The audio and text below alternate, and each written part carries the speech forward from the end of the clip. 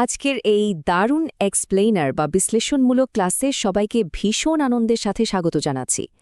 আজ আমরা সবাই মিলে এমন এক অঞ্চলে হারিয়ে যাব যেখানে ইতিহাস, ভূগোল আর ঐতিহ্য মিলেমিশে একাকার। হ্যাঁ, ঠিক ধরেছেন, আমরা কথা বলছি বাংলাদেশের দক্ষিণ পশ্চিমাঞ্চলের অন্যতম রত্ন খুলনা বিভাগ নিয়ে। একজন শিক্ষক যেমন ক্লাসরুমে নতুন এক পৃথিবীর দরজা খুলে দেন, ঠিক তেমনি আজ আমরা এই প্রাচীন জনপদ, এর নদীমাতৃক জীবন আর প্রাকৃতিক সম্পদের এক চমৎকার ভার্চুয়াল পাঠে ডুব দেব। চলুন শুরু করা যাক। আজকের এই পাঠে আমরা মূলত 5টি ধাপে এগোব। প্রথমে ভূগোল ও নদীমাতৃক জীবন, এরপর প্রাচীন ইতিহাস ও স্থপতিদের কথা, তারপর ব্রিটিশ শাসন থেকে মুক্তিযুদ্ধ, এরপর আমাদের প্রাকৃতিক রক্ষাকবচ সুন্দরবন এবং সব শেষে জানব এখানকার সমৃদ্ধ সংস্কৃতি ও সাহিত্যের কথা। তাহলে চলুন আমাদের প্রথম পর্ব অর্থাৎ ভূগোল ও নদীমাতৃক জীবন দিয়ে মূল আলোচনা শুরু করি। জেনে নিই এই বিশাল অঞ্চলটির ভৌগোলিক পটভূমিটা আসলে কেমন। বর্তমান প্রশাসনিক দিক থেকে দেখলে এই বিশাল বিভাগটি মূলত 10টি জেলা নিয়ে গঠিত।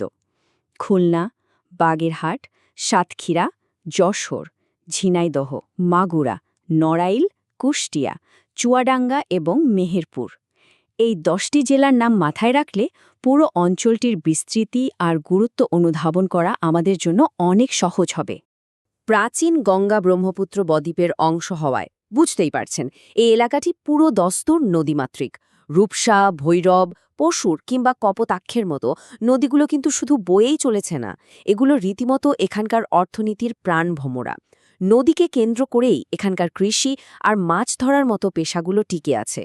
শুধু তাই নয়, নদীপথের ব্যবসা বাণিজ্য আর ঐতিহ্যবাহী নৌকাবাইচ এসবই এখানকার মানুষের দৈনন্দিন জীবনের একেবারে অবিচ্ছেদ্য অংশ। ভৌগোলিক কাঠামোর পর এবার সময় হল একটু অতীতে ফিরে যাওয়ার। আমাদের দ্বিতীয় পর্ব প্রাচীন ইতিহাস ও স্থপতি। কালের পরিক্রমায় এই অঞ্চলটি কিভাবে আজকের রূপ পেল তার একটা দারুণ কালানুক্রমিক চিত্র আমরা এখন জানব। একদম শুরুতে প্রাচীনকালে বদ্বীপ গঠন, তারপর পাল ও সেন আমলে হিন্দু বৌদ্ধ সংস্কৃতির ছোঁয়া, এরপর 15 শতকে মুসলিম শাসন ও খানজাহান আলীর আগমন, পরে ব্রিটিশ আমলে ব্যবসা বাণিজ্যের বিশাল প্রসার এবং সবশেষে 1971 সালে আমাদের মহান মুক্তিযুদ্ধের এক গুরুত্বপূর্ণ রণাঙ্গন হিসেবে এর আত্মপ্রকাশ। আর ইতিহাস নিয়ে যখন কথা হচ্ছেই তখন একটি নাম কোনোভাবেই এড়িয়ে যাওয়ার সুযোগ নেই। তিনি হলেন খানজাহান আলী। 15 শতকের এই মানুষটি কেবল একজন সুফি সাধক বা শাসকই ছিলেন না, তিনি ছিলেন একজন রীতিমতো দূরদর্শী স্থপতি। পুরো বাগেরহাট নগরী গড়ে তোলার পেছনে তার যে অবদান তা সত্যি অবিশ্বাস্য। সবচেয়ে অবাক করা বিষয় কি জানেন? তার রেখে যাওয়া স্মৃতি শুধু আধ্যাত্মিকতার মাঝেই আটকে থাকেনি। তার তৈরি সেই বিখ্যাত 60 গম্বুজ মসজিদ আজ ইউনেস্কো স্বীকৃত একটি বিশ্ব ঐতিহ্য, যার ইটের গাঁথনি আর নির্মাণ কৌশল আজও মানুষকে মুগ্ধ করে। এর পাশাপাশি তিনি তৈরি করেছিলেন আরও অসংখ্য মসজিদ, মানুষের ব্যবহারের জন্য বিশাল সব দিঘি এবং যোগাযোগের জন্য মাইলের পর মাইল রাস্তা। 15 শতকের সেই প্রকৌশল বিদ্যার নিদর্শনগুলো আজও কেমন বুক ফুলিয়ে দাঁড়িয়ে আছে ভাবা যায়। প্রাচীন আর মধ্যযুগ থেকে এবার আমরা একটু আধুনিক যুগের দিকে পা বাড়াব। আমাদের তৃতীয় পর্ব ব্রিটিশ শাসন ও মুক্তিযুদ্ধ। ব্রিটিশ শাসনামল এই অঞ্চলের পুরো দৃশ্যপটটাই যেন জাদুর মতো বদলে দিয়েছিল।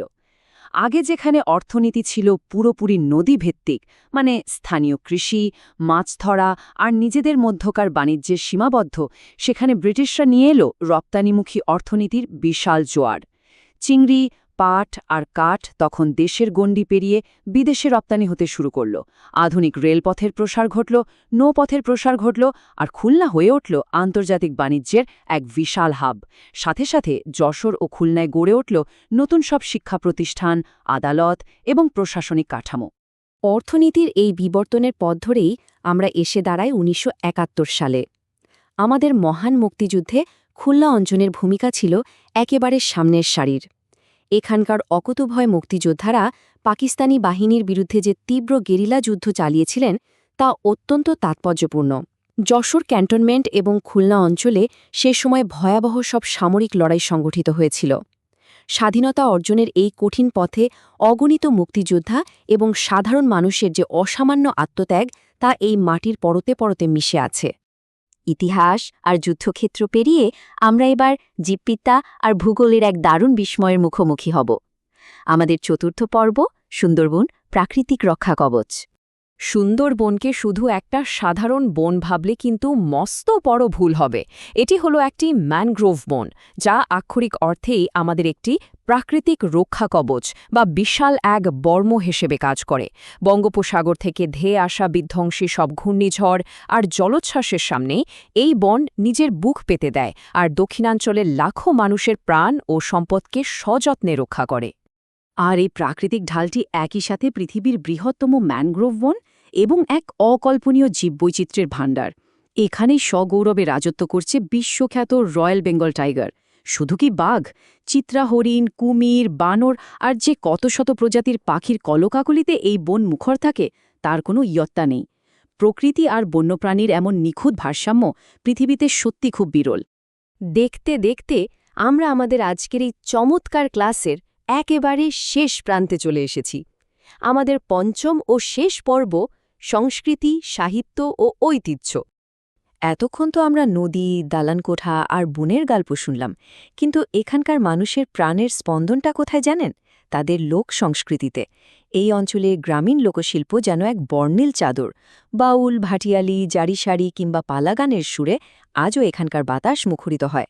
একটু খেয়াল করলেই বুঝবেন, এই সব সুর আর কথার মূল অনুপ্রেরণাই হল ওই যে বয়ে চলা নদী আর সহজ সরল গ্রামীণ জীবন।